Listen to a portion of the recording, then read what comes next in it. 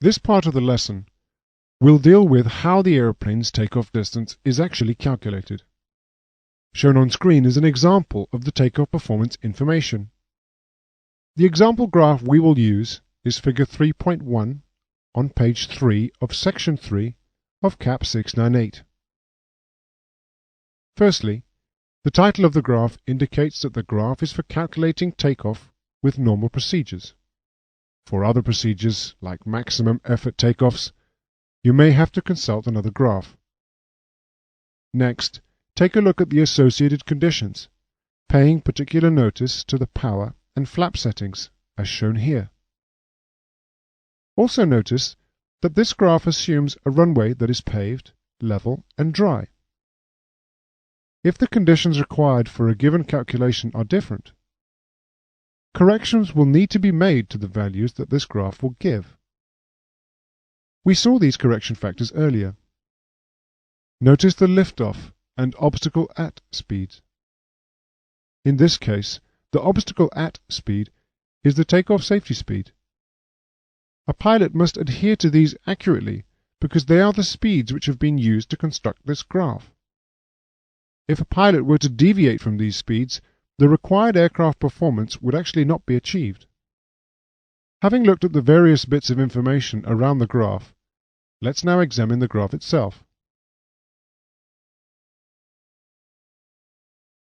In the example, we will assume a temperature of 15 degrees at an airfield which is at a pressure altitude of 4,000 feet.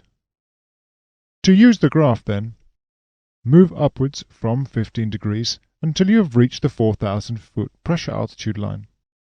Then move right until you meet the reference line, shown here. The next variable is mass, or weight. In our example, let us assume a weight of 3,400 pounds. From the reference line, we must move down using the sloping guidelines until we reach 3,400 pounds, as shown here. From this point, we go horizontally to the right until the next reference line. The next variable is wind. In our example, we will assume a 10-knot headwind.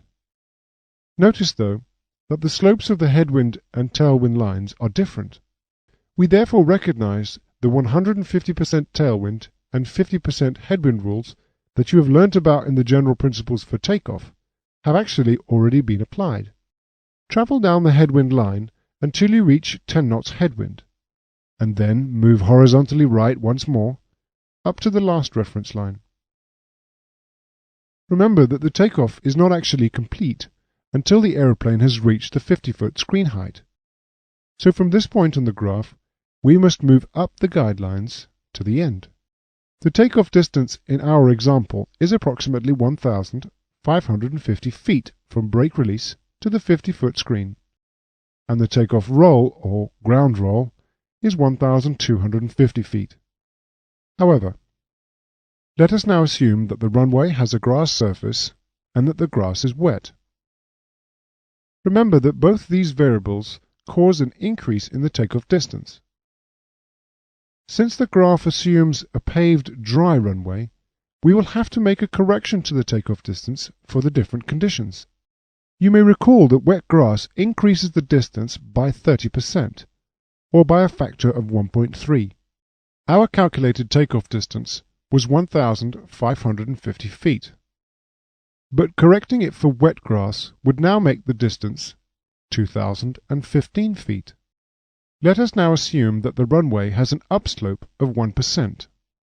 You may recall this would increase the takeoff distance by 5%, or by a factor of 1.05.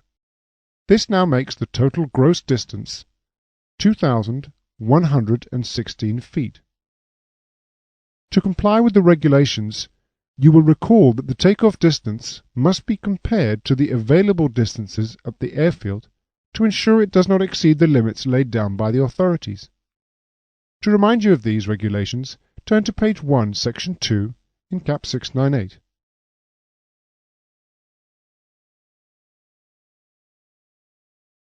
The remaining pages in the multi-engine takeoff section of CAP 698 are the takeoff distance graphs themselves, and various examples on actually how to calculate the takeoff distance or maximum permissible mass for takeoff.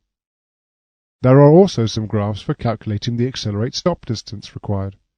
Although the accelerate stop distance graphs are shown in CAP 698, there is no requirement for a multi-engine Class B aeroplane to demonstrate performance accountability of engine failure below 300 feet, and therefore there is no requirement to demonstrate the accelerate stop distance. However, a prudent pilot will check the accelerate stop distance required by the aeroplane in the event of an abandoned takeoff so that it will be shorter than the accelerate stop distance available. On page 2, section 3, is an example you may follow to calculate the takeoff distance. Page 3 of section 3 is the takeoff distance graph, but without flap, which we have already used and worked through. Page 4 of section 3 describes how to determine the maximal permissible mass to meet all the regulatory requirements, an example of which is on page 6. Lastly, on page 7, we find another takeoff distance graph, but this time assuming a maximum effort takeoff, which uses a higher flap setting. And on page 8 is the corresponding accelerate stop distance with this higher flap setting. You use these last two graphs in an identical way to the one you have already worked through. You will need to practice using all these graphs, so ensure you work through the examples in the CAP 698 and those in the questions for each lesson.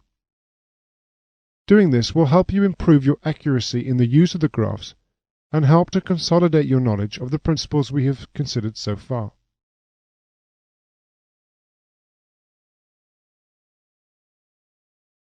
The last part of the lesson will focus on some of the certification specifications for multi-engine Class B aeroplanes. These can be found in the EASA document CS23. There are only two main specifications that apply to the takeoff phase of flight, and these specifications concern the takeoff speeds. The first of these certification specifications concerns VR. The specifications state that for twin-engined land planes, VR must not be less than the greater of 1.05 VMC or 1.10 VS1. VMC is the velocity of minimum control, which means the minimum control speed with the critical engine inoperative. VS1 means the stall speed or minimum steady flight speed obtained in a specified configuration. The second of the certification specifications concerns the speed of the aeroplane at the screen height. The specifications state that for twin-engined aeroplanes, the speed at 15 meters or 50 feet above the takeoff surface must be the highest of three speeds. Firstly, a speed that is shown to be safe for continued flight under all reasonably expected conditions, including turbulence and complete engine failure. Secondly, 1.1 VMC. And thirdly, 1.2 VS1. The certification regulations concerning VR and the takeoff safety speed are not found in CAP 698 and therefore must be committed to memory.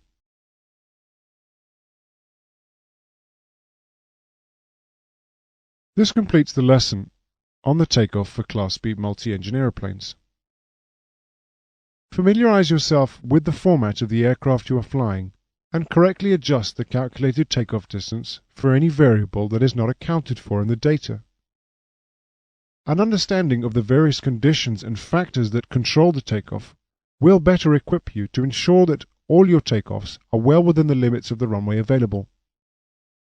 In this way, you will minimize any chance of an accident occurring. Lastly, do not forget to check the regulatory requirements for the takeoff distance of the aeroplane you're flying.